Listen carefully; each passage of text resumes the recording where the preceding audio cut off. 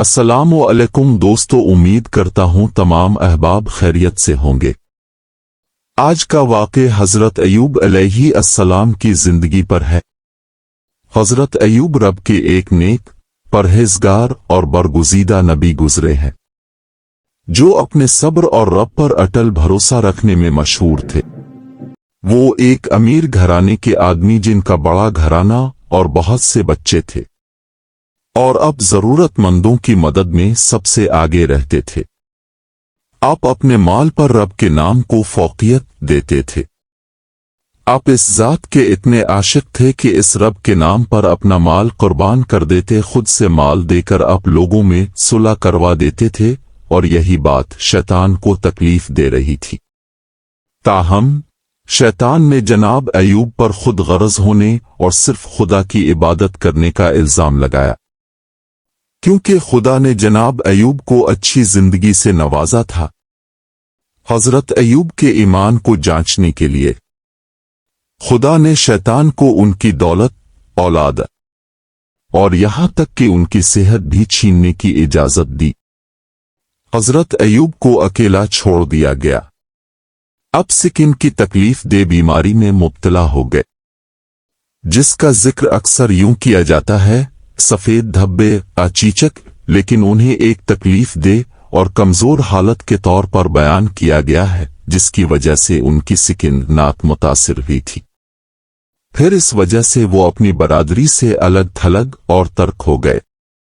फिर आप एक गार में तशरीफ ले गए, जहां आपकी इयादत के लिए दो दोस्त आया करते थे, जो इस आजमाइश में भी आपकी बीवी की तरह हमेशा साथ रहे।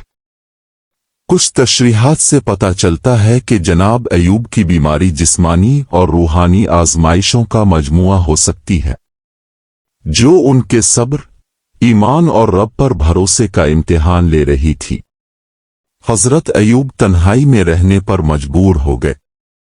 अपने बेपना मसाइब के बावजूद हजरत अय्यूब अपने अकीदे पर साबित कदम रहे और कहा कि वो बेशक मैं आजमाइश में हूं, और अगरचे इसने मुझे तकलीफ दे बीमारी दी है,